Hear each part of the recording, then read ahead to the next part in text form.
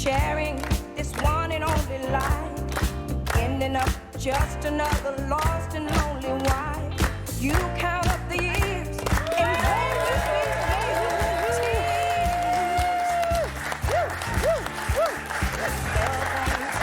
Je dois arrêter de danser parce que j'ai reçu un message sur mon Instagram avec marqué « Arrêtez de danser comme une gamine ». Sérieux? J'ai dit « Ouais ». Donc je me suis dit « Bon, bah, j'arrête. » Ah non, jamais. Je sais pas, je sais plus, je suis perdue. Pardon, je retire. Stanislas, c'est moi qui décide qui est autour de la table. Après, c'est vous qui voyez. Bonjour tout le monde, bienvenue dans Bel et Bien Ensemble, votre rendez-vous bien-être, bien sûr. On est en direct en ce vendredi. Alors, je suis très très bien entourée puisqu'il y a Sarah Kadour, San Gusman et Abigail Déby. Notre médecin urgentiste. Jusqu'au bout, j'appellerai Déby alors que c'est Déby, mon Dieu. Vieillir. Oui. Vieillir. Pendant longtemps, c'était simplement la vie qui suivait son cours, oh oui, mais aujourd'hui, c'est presque devenu un choix. Est-ce qu'il faut accepter ces rides? Est-ce qu'il faut chercher à les atténuer ou à les prévenir avant même qu'elles n'apparaissent? Parce qu'il faut quand même dire qu'on vit dans une époque qui valorise la jeunesse. On est d'accord. Sur les réseaux sociaux, dans les magazines, les pubs et tout, on nous promet sans cesse une peau plus lisse, un visage plus ferme, des années en moins, avec des injections, des lasers, des fils tenseurs, des soins anti-âge. Les solutions pour ralentir les effets du temps se multiplient. Écoutez bien, 40% des Français ont déjà eu recours ou envisagent d'avoir recours à la médecine esthétique. Et chez les femmes de 18 à 35 ans, ce chiffre grimpe à 52%. Donc, il fallait qu'on en fasse une émission. Et pour en parler, on va recevoir le docteur Nathaniel Malka, chirurgien plasticien et esthétique. Et on va voir comment fonctionne la médecine esthétique, quels sont ses risques, mais aussi quelles alternatives naturelles existent pour prendre soin de sa peau et pour vieillir comme on le souhaite. Sarah, Oui. j'ai l'impression que vous êtes un peu tendue au niveau de la ride du lion. Mais surtout au niveau des pattes doigts, parce que vous me faites rire. Et ça ça moi marche. aussi, vous me faites beaucoup rire, donc on Voilà. va finir. On se C'est rappelle. ça. Bon, en tout cas, moi, ça me rend folle, Agathe, parce qu'on n'a jamais autant parlé d'acceptation de soi en célébrant les cheveux blancs, les rides, la ménopause, les corps réels. Bref, en théorie, les femmes devraient être plus libres que jamais de vieillir comme elles veulent. Sauf que dans la vraie vie, moi, j'ai l'impression qu'on leur demande exactement l'inverse. Et il suffit d'ouvrir les commentaires sous les photos des actrices ou des présentatrices comme vous. Oula. Si elles ont une ride, on leur dit qu'elles ont pris un coup de vieux. Si elles font du botox, on leur reproche d'être artificielles. Si elles gardent leurs cheveux blancs, elles sont courageuses. Et si elles l'éteignent, elles ne s'assument pas. À un moment, il faudrait peut-être nous envoyer le mode d'emploi. Parce Oui, que, on ne sait plus, les gars. Visiblement, quoi qu'on fasse, on est jugé. Et on l'a encore vu récemment avec Laetitia Casta au Festival de Cannes. Elle monte les marches au naturel, sans chercher à cacher quoi que ce soit. Et immédiatement, les commentaires pleuvent sur son apparence. Comme si une femme, chez elle, la première chose qu'on regarde, c'est le temps qui passe, avant même de regarder la personne. J'ai vraiment l'impression qu'aujourd'hui, on demande aux femmes de vieillir, mais sans jamais avoir l'air de vieillir. C'est un petit peu comme leur demander de prendre l'ascenseur sans bouger d'un étage. C'est impossible. Alors Abigail, pourquoi aujourd'hui beaucoup de femmes assument plus facilement avoir recours à la médecine esthétique que de montrer leurs rides au naturel ? Parce qu'en fait, comme vous l'avez dit, la libération de la parole, ça ne veut pas forcément dire tout de suite action politique et transformation sociétale profonde. On est dans une société en fait qui essaye de tenir la mort le plus à distance possible. D'ailleurs, on le voit, les milliardaires, leur obsession, c'est le biohacking, essayer de hacker son propre génome pour devenir éternel. Et donc, dans ce contexte-là, la vieillesse, forcément, elle va un petit peu déranger parce qu'elle symbolise quoi? Elle symbolise déjà l'idée de notre finitude, le fait qu'on soit vulnérable. C'est aussi une perte de contrôle au moins partielle, parce qu'on ne peut pas avoir la main sur sa santé et sa jeunesse éternelle. C'est aussi finalement, et ça c'est une construction psychique et sociale, on pourrait totalement le voir autrement, mais c'est l'idée générale de perte. Et en fait, dans ce contexte-là aussi d'une société capitaliste dans laquelle en fait chaque individu devient sa propre petite entreprise à optimiser, et où l'apparence physique est quand même un gage en tout cas un facilitateur de réussite sociale, affective, économique, on comprend bien que la chirurgie esthétique, ça peut être un moyen de tenter de reprendre le contrôle sur l'inéluctable, quelque part. C'est un moyen d'être proactif et c'est une ressource à faire capitaliser. Donc voilà, on comprend que dans ce contexte-là, la vieillesse, c'est encore un peu tabou et dérangeant. Moi, j'ai eu sous une photo, sans maquillage, c'est pas Jojo. Oui, écoutez, c'est comme ça. En même temps, est-ce qu'ils avaient tort? Oh non. Ce matin, on va décrypter ensemble ce phénomène qu'est la médecine esthétique. Pourquoi est-ce qu'elle séduit autant? Et surtout, est-ce qu'on peut encore vieillir comme on le souhaite quand on est une femme, c'est-à-dire sans pression et sans jugement? Réponse dans notre dossier du jour.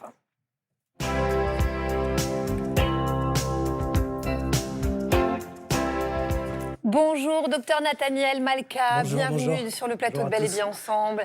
Vous êtes chirurgien plasticien et esthétique. Aujourd'hui, on lutte tellement contre les signes de l'âge qu'on oublie, enfin oui, on a tendance à oublier que le vieillissement, c'est quand même quelque chose de totalement normal, de sain. Comment est-ce que notre peau vieillit naturellement? Quand même que vous compreniez que c'est vrai que sans maquillage, à 52 ans, c'est pas joli, C'est joli. pas Vous vrai. êtes trop belle. Bon, pour commencer, vous êtes parfaite déjà aujourd'hui. Ensuite, non, Qu'est-ce qu'il y a ils ont tiqué sur le Le- fait que c'était aujourd'hui, mais non, mais je le prends quand même. le vieillissement, c'est un phénomène biologique qui est normal et qui est même un signe de bonne santé. Au niveau de la peau, on va avoir, à partir de la vingtaine, ça commence déjà, une À partir diminution. de la vingtaine. Eh oui, d'acide hyaluronique naturel, d'élastine et de collagène. Le fameux, on l'entend beaucoup. Et ensuite, vous allez avoir évidemment une fonte des graisses au niveau des joues et du tour des yeux, une rétraction des os et un relâchement des ligaments. Donc en fait, c'est multifactoriel. Donc en fait, c'est vrai qu'en vieillissant, on attend. Alors moi, j'aime bien parce que j'ai trouvé que mes rondeurs d'adolescente m'allaient pas tellement. Donc j'aime bien être un peu taillée à la serpe comme ça. Enfin, ça va pas durer. C'est-à-dire que plus ça va aller, plus ça va être Exactement. jusqu'à disparaître. En général, plus on se creuse et plus on a, en tout cas, l'air de faire plus vieux, comme on Oui, dit. c'est ça. Et les premières ridules apparaissent en général vers 30-35 ans, plutôt au niveau du front, de la ride du lion et de la patte d'oie, les fameuses rides de la Sarah, patte Sarah d'oie. Abigail, vous vous souvenez de votre première ride, la première que vous avez remarquée ou pas? Oui, moi c'était à 30 ans. Ouais, C'était c'est ça. à 30 ans, après mon accouchement, je me suis vue en fait à l'écran ou sur une photo, je sais plus, et là, tout tombait, quoi. J'avais les sillons et tout. C'était horrible. Abigail, elle a pas de ride, donc c'est Ouais, pas encore si, apparu. j'en ai plein, mais je dirais que c'est plutôt mes poches liées à toutes ces gardes aux urgences. Oui, c'est ça, mais ça, c'est autre chose. Elles peuvent disparaître dès que vous aurez une vie normale. Ouais, ça Alors, vient on parle de chirurgie esthétique, mais aussi de médecine esthétique. C'est quoi la différence, docteur? Alors, la chirurgie esthétique, c'est un acte thérapeutique invasif, donc au bloc opératoire, réalisé par un chirurgien, par exemple un lifting, avec une durée ça va durer dans le temps, on a un effet qui est visible longtemps. La médecine esthétique, c'est un acte thérapeutique, cette fois-ci, qui est moins invasif, qui est fait en cabinet. Et à ce moment-là, par contre, vous avez un effet souvent qui est provisoire et qui va disparaître. Il faut savoir qu'en France, les injections sont très réglementées. Et les injections, par exemple, d'acide hyaluronique peuvent être réalisées donc, par un médecin qui est inscrit au tableau de l'ordre. Par contre, Même un gynéco. même un gynéco. Par contre, la toxine botulique, elle, doit être réalisée par certaines spécialités médicales, donc un dermatologue, chirurgien plasticien, maxillofacial et ORL. D'accord, c'est bon à savoir ça, parce que je dis gynéco, c'est pas par hasard, parce que je sais qu'il y a une gynéco dans Paris qui fait de la médecine esthétique, et ça m'avait un petit peu frappé quand même. On a le droit tant qu'on est médecin. Par contre, ce qui est totalement interdit, c'est pour les esthéticiennes et les Oui, c'est ça, d'accord. infirmières, sachant qu'il y a des pays dans le monde où les infirmières peuvent pratiquer les injections avec des diplômes particuliers. D'accord, mais il faut se méfier un peu des réunions de filles où on a quelqu'un qui vient avec sa piqûre et on ne sait pas trop C'est ça. De toute façon, quelle est sa formation. Une injection qui n'est pas faite dans un cadre médical en cabinet, c'est toujours bizarre. C'est-à-dire C'est que ça. fait en appartement, et puis on a vu qu'il y a eu, il n'y a pas longtemps, dans les informations, carrément une personne qui est morte suite à une injection illégale. Je suis désolé de plomber l'ambiance, mais Non, c'est c'est vrai, important. c'est très On est là pour important faire de d'en la parler. prévention. Les injections, c'est fait par un médecin, dans un cadre particulier, dans un milieu stérile. On fait ça de manière propre. On évite les infections, les nécroses vasculaires, etc. Voilà. On peut mourir d'une injection bêtement, donc voilà. Donc ça faites avec un bien médecin. attention. Qu'est-ce qu'on vous demande le plus comme acte pour réduire les rides? Alors les actes qu'on pratique le plus, ça va être les injections de toxine botulique et d'acide hyaluronique. La toxine botulique, ça va décontracter les muscles. On entend souvent figer. C'est vrai que si on n'exagère pas trop, on peut arriver à simplement défatiguer donc le visage. Il va être décrispé. C'est surtout donc pour les premières rides, comme on a dit, qui apparaissent à la trentaine, le front, la ride du lion donc, et les pattes doigts. Cette toxine botulique, elle est donc provisoire, on a dit. Au bout de 6 mois, de toute façon, le produit part et les rides vont revenir. L'acide hyaluronique, il y a eu beaucoup d'abus. Je sais que quand je dis acide hyaluronique, on pense tout de suite au volume. Et c'est vrai que ça peut permettre de recréer des volumes quand on les perd, donc notamment sur les joues, les pommettes, un petit peu les sillons nasogéniens, mais on fait attention, la mâchoire. Mais il y a eu des excès, notamment avec les pillow face qu'on a pu voir sur les réseaux sociaux, des actrices, des influenceuses qui avaient un petit peu exagéré, et c'est souvent malheureusement des quantités trop importantes. C'est ça, en Et, fait, ça change les reliefs du visage. Là, on voit très bien sur l'écran. et on ne reconnaît plus la personne. Ça, c'est quand même un problème. Bizarrement, c'est les gens qui se regardent beaucoup, ou des gens qui font de la télé, ou des influenceurs. Il y a une dysmorphophobie, c'est-à-dire qu'on commence à voir un défaut nous-mêmes qui n'existe pas réellement pour les autres et qui prend une part incroyable dans nos vies, et c'est pas bien. Et donc on essaye de cacher ce défaut, et malheureusement on en... C'est la surenchère après. Alors, on l'a dit tout à l'heure, 52% des femmes âgées de 18 à 35 ans ont déjà eu recours ou envisagent d'avoir recours à la médecine esthétique. Pourquoi cette peur de vieillir naturellement touche les femmes de plus en plus jeunes, Abigail Déby ? C'est vrai que par rapport aux générations précédentes, la Gen Z, elle est vraiment confrontée à son image de façon permanente via les réseaux, beaucoup plus qu'avant. Mais c'est une image un peu particulière via les réseaux. C'est une image qui est comparée, normée, algorithmique, qui peut parfois être monétisée aussi. Donc on peut faire de son propre visage finalement un outil de travail. Parallèlement, on est inondé d'images extrêmement retouchées, voire complètement fausses, puisque maintenant aussi avec l'essor de l'IA, on a des corps et des visages qui littéralement n'existent pas. Et donc ça va déplacer le curseur de la norme vers quelque chose qui est totalement irréel et inatteignable. Ça va aussi standardiser et créer de nouveaux modèles de beauté. Et là, on peut remercier par exemple la famille Kardashian d'avoir complètement inondé le monde entier d'une image de beauté qui est quand même très très particulière et un peu irréelle, et ça peut effectivement augmenter la dysmorphophobie, puisque la différence entre ce qu'on est réellement et ce qu'on pourrait ou ce qu'on projette, ce qu'on peut penser être, est totalement différente. Et ce qui est intéressant aussi à étudier, c'est de voir que chez cette génération, il y a aussi d'autres phénomènes. Par exemple, dans les pays qui consomment le plus de chirurgie esthétique, comme la Corée du Sud et le Japon, on voit qu'on est très très tourné sur soi, et finalement, il y a d'autres choses. Le lien à l'autre est en train de s'effriter. Moins de relations amicales, moins de relations amoureuses, beaucoup plus de solitude aussi chez ces générations. Et donc, même s'il n'y a pas de rapport de causalité directe, on peut se demander quand même ce que c'est en fait, ce que ça dit de nous, que cette jeunesse soit vraiment complètement dans l'intériorité, dans le complexe finalement, sans aller finalement vers l'autre. Voilà. Stan, vous êtes plongé dans le passé, vous, pour décrypter ce qui se passait avant nous. Oui. Titre de la rubrique. Agathe, je vais vous faire une petite confidence. Moi, le yoga du visage, les sérums anti-rides, les patchs au collagène, très peu pour moi, parce que dans mon cas, vieillir, ça s'appelle pas décliner, ça s'appelle devenir beau gosse. Regardez ces acteurs qui se bonifient avec le temps. Il y en a plein. George Clooney, Patrick Dempsey, Daniel Craig, Antonio Banderas, Hugh Jackman, Simon Baker, Vincent Cassel. J'en passe. Ah, qu'il me tarde de vieillir comme eux, les tempes dégarnies, les rides malicieuses au coin des yeux, les cheveux gris. Enfin, chez l'homme, on dit pas cheveux gris, on dit poivre et sel. Voilà, on dirait un assaisonnement qui relève le goût du charisme chez le mec qui vieillit. Non, c'est injuste, mais c'est ce qu'on appelle le fameux double standard, le 2 poids 2 mesures homme-femme. Depuis des siècles, les hommes, en vieillissant, ils font quoi? Ils gagnent en valeur, on leur associe le pouvoir, l'expérience, l'argent, l'autorité, la sagesse, alors que les femmes, les valeurs dominantes restent la fertilité et la jeunesse. Des siècles plus tard, rien n'a vraiment changé. Moi, par exemple, j'ai grandi dans les années 90, à une époque où les magazines féminins s'appelaient 20 ans ou Jeune et Jolie, comme si on ne pouvait pas être jolie sans être jeune. Bref, résultat, pendant que moi, ma routine skincare se limite à une ablution au réveil, la vôtre est sans fin. Sérum, rétinol, collagène, crème de jour, de nuit, de goûter. Bref, c'est sans fin. Et si vous pensez que les routines anti-rides du visage existent depuis les réseaux sociaux, détrompez-vous. Je suis tombé sur une archive de 1968 où on vous vendait déjà des méthodes révolutionnaires. Agathe, Sarah, Oui. tentez de la reproduire en même temps qu'on regarde cette vidéo. D'accord. Esthétique encore, avec un nouveau traitement pour le cou que vient de mettre au point un institut de beauté parisien. Traitement qui se décompose en 3 phases.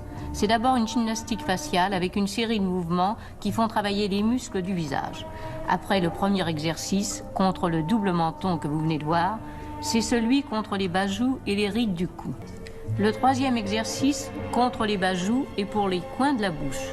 Déplacer latéralement la bouche de droite à gauche en forçant le mouvement avec les lèvres. Puis entrouvrir la bouche, prendre les commissures des lèvres entre le pouce et l'index et tirer en contractant les lèvres. Voilà, heureusement que le ridicule ne tue pas. Bref, bouger. en fait, vous voyez, rien n'a vraiment changé. Abigail, pourquoi en 2026, les rides, les cheveux blancs rendent un homme séduisant, alors que chez vous, mesdames, c'est signe, encore une fois, de laisser aller?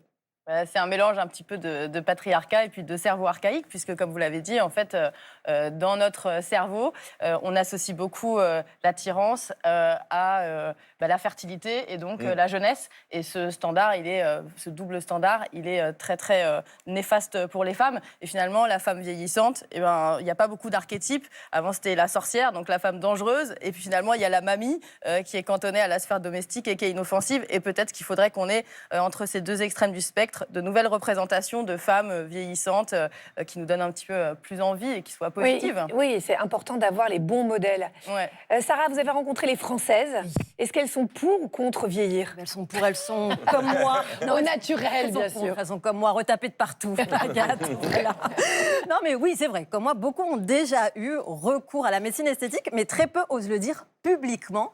Selon plusieurs études, l'âge du premier acte de médecine esthétique ne cesse de baisser sous l'influence des réseaux sociaux, on l'a dit, des standards de beauté et de la pression de l'image. Et Agathe, j'ai vu dans une interview que vous avez reconnu vous-même avoir été botoxée jusqu'à la moelle. On voit surtout sur l'image que c'était parti le botox. Regardez la ride du lion et... Vous regrettez? En fait, ça servait à rien. J'en avais pas besoin à l'époque et là, maintenant que j'en ai besoin, j'en fais plus. C'est quand même dommage. Vous aviez quel âge? Une trentaine d'années. Mais ce que vous avez dit tout à l'heure, docteur, est très intéressant sur l'aspect surenchère. C'est comme si tout à coup, on avait de la puissance sur un corps ou un visage qu'on n'aime pas. Voilà, parce que c'est aussi une question d'estime de soi, tout ça. Et donc, on a envie de... On se focalise sur un endroit et je me dis, c'est de plus en plus lisse. Donc, voilà.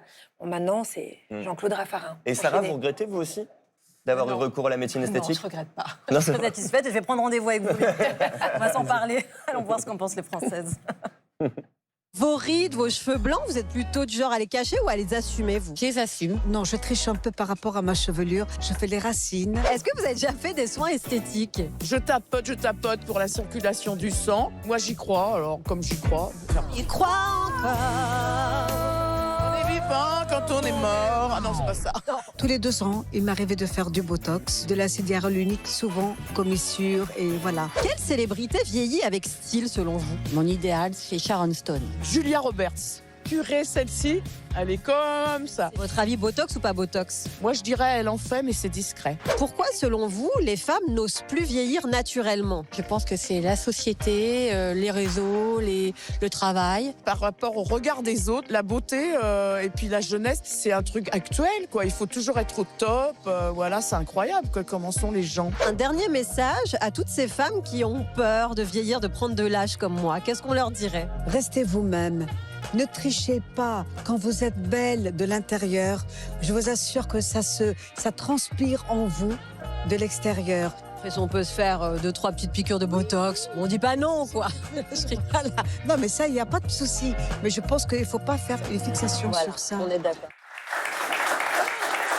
Docteur, concrètement, à quoi doit-on faire le plus attention au quotidien pour préserver sa peau et limiter son vieillissement? Alors en réalité, ce qui va nous protéger le plus, ça va être de se protéger du soleil. On sait que les UV, malheureusement, sont responsables de 80% des signes de vieillissement. On parle de rides, de taches pigmentaires, de grains de peau un petit peu irréguliers. Donc voilà, SPF, donc c'est une crème solaire qui protège des UVA et des UVB. Flemme, docteur, flemme.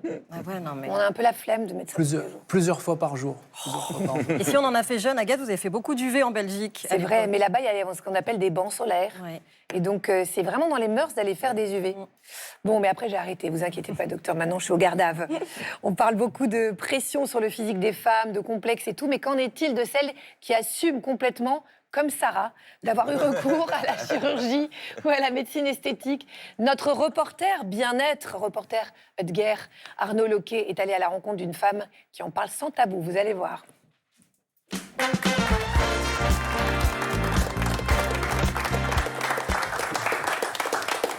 Alors, il paraît, Arnaud, que vous arrivez directement de Centre Val-de-Loire, en Solex. Et le décalage horaire est dingue, donc j'ai la peau qui marque. Ouais, c'est ça. Ouais. C'est du lion, nasogémienne creusée. Il y a tout qui apparaît, c'est un truc de dingue, maltraité. Non, alors, la personne dont vous parliez tout à l'heure, c'est Emmanuelle Usan. Elle est scénariste de bande dessinée, elle est passionnée de mode, elle est hyper drôle, elle est cash, c'est une bonne vivante et surtout elle assume tous ses choix et notamment de elle a envie de vieillir comme elle le souhaite, et ça c'est assez génial. Et elle le raconte publiquement, ce lifting-là. Elle a une chronique qu'elle tient sur les réseaux, et elle veut pas du tout dramatiser, elle veut pas culpabiliser, et elle veut en faire, et ça c'est assez rigolo, un événement festif. Et elle parle de chirurgie joyeuse. Je ne sais pas si vous avez entendu parler de ça, chirurgie joyeuse. C'est bien ça. Katia est partie la rencontrer chez elle, dans son appartement parisien, pour comprendre ce que cette opération a vraiment changé sur son visage, mais surtout dans sa tête. Magnifique. Tu veux un petit café? Mais grave. Ça donne un peu une idée sur ton âge quand même quand on voit ça. En même temps, moi, je joue franc jeu, je suis dans 70. Emmanuelle a fait son lifting il y a 1 an et depuis ses 56 ans ne sont plus un problème. Moi, c'était ici. J'étais un peu en dégringolade. Ouais, voilà, c'est là. Ouais. C'est comme ça, c'est vachement mieux. Bah oui. J'ai des cicatrices derrière un peu, mais ça se voit même pas. J'ai plus de cicatrices. Le chirurgien esthétique, c'est comme le coiffeur. Ça se donne entre copines, tu vois. En plus, il faut le voir porter, un lifting. Il faut voir ce que le mec ou la nana a fait sur les gens. C'est quand même un mec qui va t'endormir et te découper en tranches. C'est ça un peu le lifting. Donc il faut quand même avoir confiance. T'as un complexe plus ou moins gros. Tu te réveilles et tu l'as plus. T'es photoshopé comme ça. En plus, t'as pas mal. Là, je venais d'être opérée. Mais c'est impressionnant quand même le bandage là. Ouais, c'est 1 semaine après. Tu vois rien. Enfin, c'est un peu gonflé encore, mais c'est tout, quoi.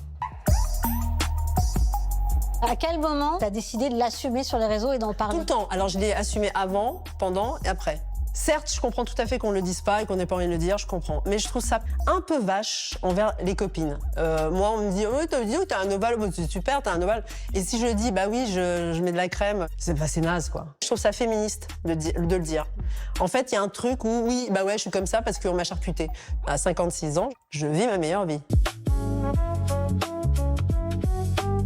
À chaque fois que je dis que je fais un lifting, on me dit non mais c'est bien de vieillir naturel et tout ça. Regarde Charlotte Rampling. Mais on me sort la plus belle nana du monde. Pour moi, c'est le point Godwin, Charlotte Rampling. Elle fait rien, elle est sublime, elle a des poches, elle a des yeux qui tombent sur le truc et elle est belle. La même Madame Pintard avec les yeux de Charlotte Rampling, ça va pas être Charlotte Rampling, ça va être Madame Pintard, tu vois. Et moi, je suis Madame Pintard. Et Emmanuelle est en train de raconter son aventure dans une bande dessinée à paraître dans les prochains mois, un récit drôle, décomplexé et documenté sur la chirurgie esthétique. Alors le titre de la BD, c'est Ravalement de façade pour l'instant, mais je commence comme ça. Tout à coup, tu te vois dans la glace, tu te dis « Oh putain, ça tombe ». Et donc, je voulais l'appeler aussi La Grande Dégringolade. Je raconte mon histoire, le processus. J'élargis à un truc plus psychologique sur vieillir, parce qu'effectivement, ça pose quand même problème. Est-ce qu'on va tout être lifté ? Dans 50 ans, ça va être quoi? Quand on verra une ride, on fera « Oh, mais quelle horreur ! Qu'est-ce que c'est ça ?» Et pour écrire sa bande dessinée, Emmanuelle a trouvé un co-auteur de choix, son chirurgien esthétique. Il y a toujours des gens qui ne veulent absolument pas le dire. Et c'est leur droit après tout. Moi, ça ne me gêne pas. Il faut respecter les avis de tout le monde. Et il y a des personnes qui le disent, mais sans s'en vanter, et d'autres qui le disent avec joie, comme Emmanuelle. D'abord, le lifting, c'est pas une question de beauté. C'est une question de se remettre en accord avec soi-même. La coquetterie est une source de vie. Tu vois des nanas refaites, liftées, elles sont toujours aussi vieilles parce qu'en fait, elles sont chiantes. Voilà. Mais ce qui est hyper important, c'est de ne pas lâcher l'affaire. C'est vraiment important de s'indigner, d'être punk et d'être fantaisiste. C'est le truc, mais le plus important, plus que ton ovale du visage. Elle est lumineuse, hein. Elle est incroyable. Incroyable. Et vous avez vu, docteur, que le co-auteur de sa BD, c'est son chirurgien esthétique, quand même. Ah ouais. Oui, c'est assez génial. Et Katia nous l'a dit, on le voit, on passe quelques heures avec elle et on se dit qu'au fond, le vrai secret, c'est pas son lifting, c'est son énergie, son humour et vraiment la manière qu'elle a d'assumer qui elle est. Son âge, elle a ses choix, ses contradictions et surtout l'autodérision et la bonne humeur parce que quand même, bien rire, et on le sait parce que dans cette émission, on rit. On a ri, mon Dieu. Docteur Malka, on pourrait faire une BD tous les deux. Voilà. Pourquoi pas. Puis avant ça, salle On met la graine. un petit prix. Allez, bisous. Merci beaucoup, Arnaud. Alors, vous avez une happy-thérapie à nous proposer oui. aussi. Vous savez, j'adore les jeux. Mais, oui, on le vous le savez. Et docteur, je vais vous impliquer dans ce jeu-là. C'est-à-dire qu'on va prendre une partie du visage et vous allez me dire s'il y a une alternative naturelle à la médecine esthétique pour rajeunir, même si on est d'accord, les résultats ne sont pas spectaculaires et pas forcément sur Vous le n'avez long terme. besoin de rien. Parce qu'on a dit tout à l'heure qu'Agathe était parfaite, mais vous aussi. Hein. C'est pas seulement pour les femmes. C'est sympa. On n'a pas invité n'importe qui. J'adore cette réplique. Moi, je n'ai qu'une seule ride et je suis assis dessus. C'est une réplique de film et j'adore. Oui, c'est vrai, c'est vrai. C'est une vraie réplique de film et je l'adore. C'est Alors, Du coup, docteur, je vais peut-être confondre avec votre front, ça pourrait être compliqué. Allez-y, les enchaînez. poches sous les yeux, par moments, ça peut être des valises. Qu'est-ce qu'on peut faire naturellement pour les combler? Alors, il y a une composante sur laquelle on ne peut pas agir, malheureusement, c'est la graisse, parce qu'elle est là. Mais on peut agir sur l'œdème, sur la congestion qu'il y a autour de la graisse. Et à ce moment-là, on peut mettre du froid, notamment des cuillères froides, où il y a des petits rolls, des petits sticks qu'on peut acheter pour les yeux. Et donc, on va les passer, et puis ça va diminuer un petit peu la congestion. Pourquoi pas? Et en parlant de rolls et de sticks frais, est-ce que ça, après un bon marché, ça marche? Ça, c'est ce qu'on voit dans les vieux films. En fait, ça va Bridget Jones, ça. Ça va marcher du coup par le froid justement parce que le concombre va garder l'hydratation et le froid, mais voilà, dans la limite du raisonnable. On peut le manger après, c'est ça qui est bien aussi. Et un truc qui marche pas mal aussi sur les poches, c'est de faire du trampoline. C'est vrai? Non, ça stimule la lymphe. Alors, en général, tout ce qui stimule la lymphe va permettre de diminuer les poches, et notamment, peut-être un peu mieux que le concombre, les massages, les drainages lymphatiques, donc en partant bien de l'intérieur de la poche, en allant vers l'extérieur, et plutôt en tapotant plutôt que d'en appuyant fort. Voilà. D'ailleurs, c'est ce qu'on conseille aussi quand vous mettez votre anti-cerne, c'est de tapoter. Hein. Exactement. Les maquilleuses de télé nous conseillent ça. Si on pince ou qu'on appuie fort, on risque de créer des marques. Exactement. En faisant du trampoline ou tapoter, c'est pas mal. La deuxième zone qui est assez marquante aussi, c'est les rides. On appelle ça les rides de la marionnette, qui ont ces mâchoires articulées. Autour de la bouche. Donc, pareil, hein, dans la limite du possible, évidemment. Pourquoi pas les massages du visage, notamment ce qu'on appelle le face yoga. Alors pareil, on part toujours de l'intérieur du visage, on va vers l'extérieur et cette fois-ci, on remonte évidemment, donc avec de la crème ou de l'huile. Voilà. Donc il faut faire ça tous les jours, hein, si on veut vraiment avoir un effet. On peut faire ça matin et soir et c'est très bien parce que, encore une fois, on va vraiment dans le sens et on va drainer la lymphe justement du visage pour éviter qu'elle s'accumule sur le bas du visage. On va la faire remonter. C'est un petit peu ça. Il y a autre chose qui marche bien aussi, c'est de dormir finalement sur le dos. Parce que quand vous dormez allongé, sur le ventre, vous avez donc plus de poches. Et puis vous avez aussi l'oreiller qui peut vous créer des rides supplémentaires. Donc voilà, c'est un petit conseil. Sarah qui va dormir comme ça à partir de maintenant. Tous les jours. Le sarcophage. Et le relâchement dans le bas du visage? Le bas du visage, c'est plus compliqué en général. Quand la peau est relâchée sur les bas joues et le cou, c'est déjà bien installé. Donc il n'y a pas réellement de manière naturelle de traiter ça. Donc c'est, malheureusement, même en injection, en médecine esthétique, c'est compliqué. C'est souvent une chirurgie, la fameuse chirurgie du lifting, qui fait peur. Ouais. Et le dernier, c'est la patte doigt, même si moi, je trouve ça génial chez les gens. Les pattes doigts, ça montre qu'on est de bonne humeur. Vous avez raison, la patte doigt, c'est associé au sourire, à la joie, etc. Mais bon, quand c'est peut-être un peu marqué, il y a des gens qui trouvent que ça leur donne l'air fatigué. Il faut protéger surtout du soleil. Donc voilà, les SPF, la crème solaire, lunettes de soleil. Et ensuite, vous avez de la cosmétique qui peut marcher quand même, hein, sur les petites ridules. Les produits les plus étudiés scientifiquement et qui fonctionnent sur le vieillissement, c'est le rétinol et la vitamine C. Voilà, parce que souvent, on nous demande quelles sont les crèmes miracles. Il n'y en a pas évidemment, mais en tout cas, ces deux substances ont été les plus étudiées. On sait que ça va diminuer les ridules. Merci beaucoup Arnaud pour cette happy thérapie. On a appris plein de choses. C'est que le tourbus vous attend. Oui, et j'emmène le docteur avec moi. Il va en Croatie, n'importe quoi. Merci beaucoup, docteur. À très bientôt. Merci pour cet éclairage, docteur Malka. Et maintenant, on va bouger. Parce qu'il n'y a rien de mieux qu'une bonne séance de cardio pour faire des merveilles sur notre peau. J'en ai parlé un petit peu avec le trampoline. C'était une transition. Pour en parler, on accueille notre chroniqueur adoré, notre kiné du sport. Aime ton kiné.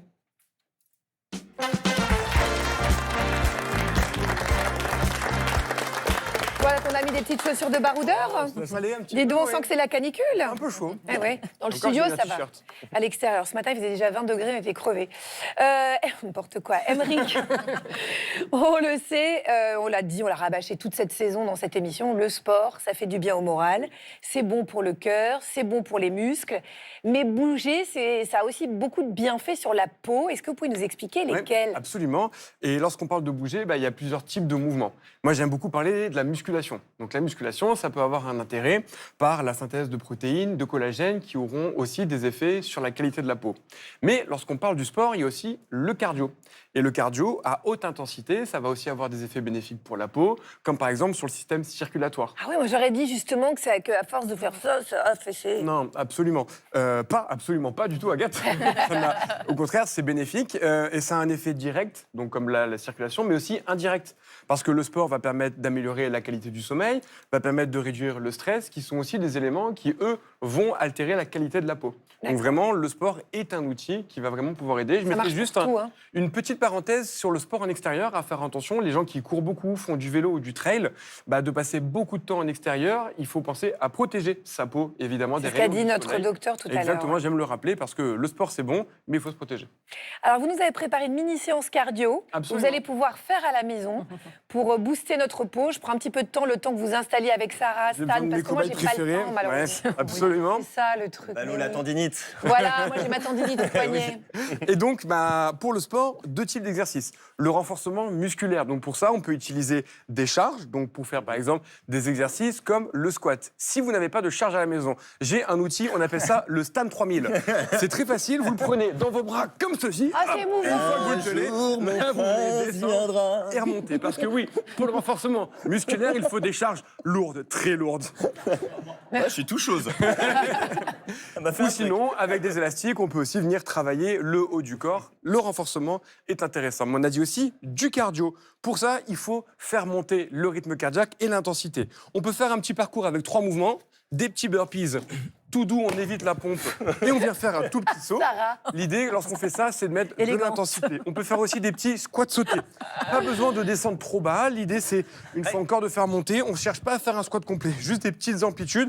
Ça met moins d'impact, c'est souvent plus facile à tolérer. On pose les talons quand on peut même rester un petit peu en pointe de pied. Okay. Là, l'idée, ça va plutôt être de les enchaîner. Je vois vraiment que les chaussures sont extrêmement bien adaptées pour ce type de séance de sport. Et d'ailleurs, on peut finir, par exemple, par des petits jumping jacks où on va alterner des mouvements ici. L'idée, c'est soit on fait très intense et des séances un peu plus courtes si on manque de temps, ou alors on n'a pas envie de se mettre trop dans le rouge, on peut faire une séance un peu plus longue, mais un peu plus cool. L'idée, c'est quand même qu'on sente qu'on est un peu essoufflé. Pourquoi il n'y a que moi qui ai l'air essoufflé? Vous avez porté 82 kilos aussi, pour ça. Merci beaucoup. Avec plaisir, c'était un bonheur. Qu'est-ce qu'on fait? Merci, Qu'est-ce qui nous arrive? C'est un truc de dingue. Et bravo pour cette petite tenue nid d'abeille, spéciale calicule. Abigail, on parle souvent des effets du sport sur notre silhouette, notre cœur et tout. Est-ce qu'il peut aussi nous aider à mieux vieillir physiquement, on l'a vu avec Aymeric, mais aussi mentalement?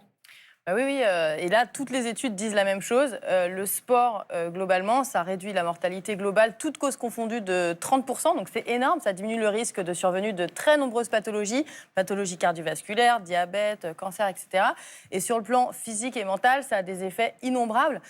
Sur le plan physique, puisqu'on parle de vieillissement, ce qui est important, c'est de dire que ça va permettre de diminuer la sarcopénie, qui est inévitable avec Est-ce que l'âge. vous pouvez rappeler ce qu'est la sarcopénie? La perte de masse musculaire, et ça commence très jeune, ça commence dès l'âge de 30 ans. Et puis, ça va diminuer aussi le risque d'ostéoporose, c'est-à-dire la perte de densité osseuse. Et ça, on sait que c'est 2 facteurs majeurs pour le bien vieillir, avec les risques de chute, de dépendance, etc. C'est bon aussi pour le système cardiovasculaire. Bref, sur le plan physique, on le sait, c'est très, très bon. Et sur le plan mental, on sait aussi que quand on pratique des sports, notamment des sports d'endurance, on stimule la production d'un facteur qu'on appelle le BDNF, qui est le facteur de croissance du cerveau. Et donc, c'est bon pour la neurogénèse. On fabrique de nouveaux neurones, de nouvelles connexions synaptiques. On a une meilleure humeur, une meilleure plasticité cérébrale, toutes choses dont on a besoin pour vieillir en bonne santé. Mais c'est très court, il y a 1000 effets. Après, ne culpabilisez pas, parce que c'est vrai que parfois, à force de dire il faut faire du sport, etc., ça reste des injonctions. Donc, faites bien ce que vous pouvez, mais peut-être la politique des petits pas ou des petits squats. Et puis choisir aussi son combat, c'est-à-dire qu'on donne énormément de conseils. Tout faire, c'est trop chronophage, c'est trop de charge mentale, mais choisissez ce que vous pouvez faire, c'est déjà suffisant. Déjà, aller marcher, peut-être profiter là, du beau temps, c'est pas mal, surtout au petit matin. Stan, la régénération cellulaire, est-ce qu'elle est en train de révolutionner notre façon de vieillir? Vous avez 1 minute pour nous répondre. Ok, c'est parti. Top chrono. Et si la vieillesse... Faux départ. Faux départ, on l'a Il y refait. avait un jingle. Ça sert à quoi de se lever? Parce que ce matin, on s'est levé à 6h pour répéter. Attendez, le chrono a commencé. Ah oui, pardon. Alors, et si la vieillesse n'était finalement qu'un problème de cellules qui perdent leur souffle? Eh bien, bonne nouvelle, le biologiste français Jean-Marc Lemaître affirme qu'on peut rajeunir nos cellules. Je vous explique. Au début de notre vie, nous possédons des cellules extraordinaires, les cellules souches, des cellules jeunes capables de régénérer tous nos organes. Avec le temps, ces cellules s'usent et peinent à se renouveler, un peu comme ce vieux ballon de baudruche tout flétri. D'ailleurs, imaginez qu'il s'agisse d'une vieille cellule cutanée. Et bien miracle, les équipes de Jean-Marc Lemaître ont pu reprogrammer cette cellule fatiguée en réactivant certains gènes de jeunesse pour les ramener à un état proche de la cellule souche. En gros, c'est un peu comme si on redonnait de l'élasticité et du tonus à ce ballon. Et ce qui vaut pour les cellules cutanées pourrait demain aider à réparer tous nos tissus ou organes vieillissants. Attention, ça ne veut pas dire qu'on va vivre éternellement. Mais ces recherches nous permettront peut-être, et certainement même à terme, de vivre plus longtemps et en bonne santé. C'est pas génial, ça? C'est fantastique, j'en chiale. J'en chiale. Non, mais ce qu'il faut dire quand même, c'est que le 60 ans d'aujourd'hui, ça a quand même pas grand-chose à voir avec le 50 ans, quoi. Donc, à quoi est-ce qu'on va ressembler en 2050 quand on sera vieux, quoi? Est-ce qu'on sera des jeunes vieux plus longtemps, en fait, Abigail? C'est difficile de répondre à cette question. On sait que la science progresse énormément. Effectivement, on a des techniques maintenant pour travailler sur le renouvellement cellulaire, la cicatrisation, l'inflammation, le stress oxydatif. Donc sur le plan scientifique, c'est tout à fait possible que biologiquement, on ait l'air beaucoup plus jeune plus longtemps. Mais on ne peut pas décorréler cette question des politiques de santé et de la politique tout court. Pour bien vieillir, ce n'est pas qu'une question d'injonction individuelle et de volonté. Ça dépend de tellement de choses autour. Ça dépend des politiques concernant les EHPAD, du système de soins, de l'accès aux soins, de l'accessibilité des villes, de la préservation du lien social. On sait que c'est très important quand on vieillit. Ça dépendra du climat, de l'environnement, de la pollution, etc. Donc c'est une question, voilà, il ne faut pas non plus, on parlait d'injonction, c'est important de comprendre que ça va dépendre aussi de comment collectivement on s'empare de cette question, puisqu'en 2050, selon les projections, il y aura 2 milliards de personnes de plus de 65 ans dans le monde versus 1 milliard aujourd'hui. Il y aura 3 fois plus de personnes de plus de 80 ans et 1/3 des Européens aura plus de 65 ans. Et oui. Donc il faudra y réfléchir, pas juste soit en se disant manger, bouger, quoi.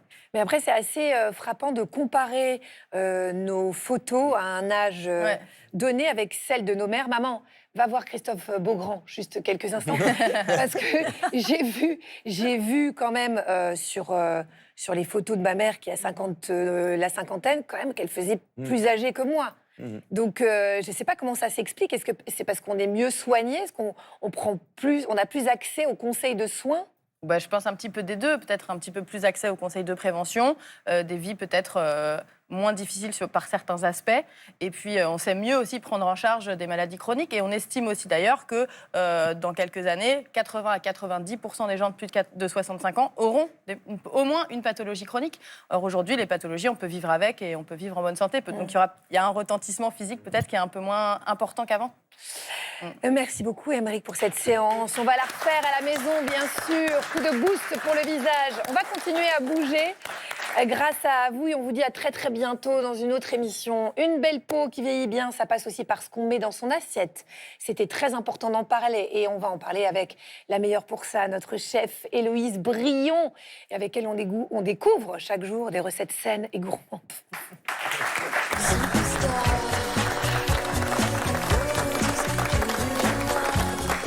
Bonjour, chef. Bonjour.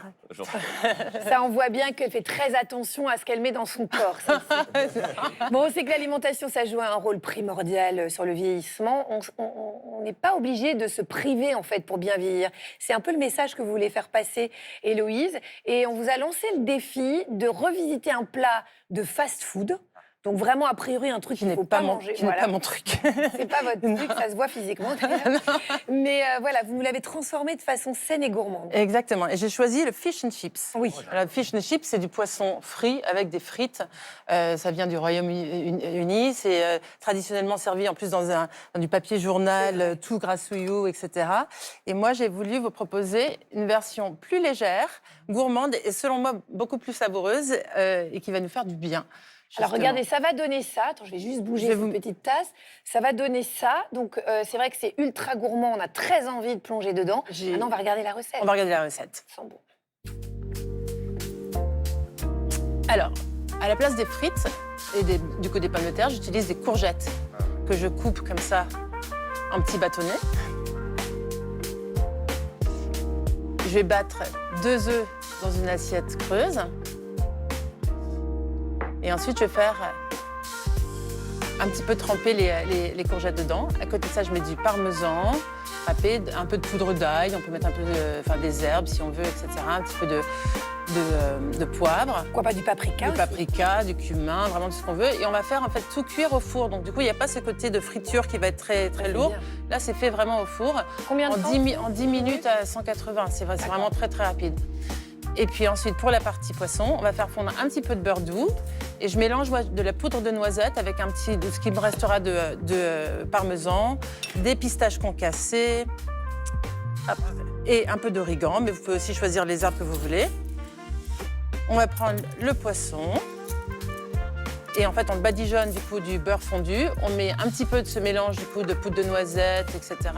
par-dessus, de chaque côté. Et on met au four aussi. Alors moi, je le retourne à mi-cuisson, mais à peu près 15-20 minutes à 180 pour garder tous les nutriments aussi du poisson. Et on les sert comme ça. Et puis, alors, la petite touche finale, c'est de rajouter un petit peu d'herbe fraîche par-dessus. Moi, j'aime bien mettre de la menthe. Je trouve que ça amène un petit peu de fraîcheur aussi. Vous mettez plein de menthe dans vos plats. j'aime bien C'est la délicieux menthe. et je vous ai copié. Bon, Voilà. L'émission se termine. Je peux vous dire que c'est absolument délicieux. Merci Héloïse Brion. Merci Abigail Déby. Merci Sarah, Stan, Arnaud. Et on se retrouve demain pour la grand-messe avec Ali Rebéi.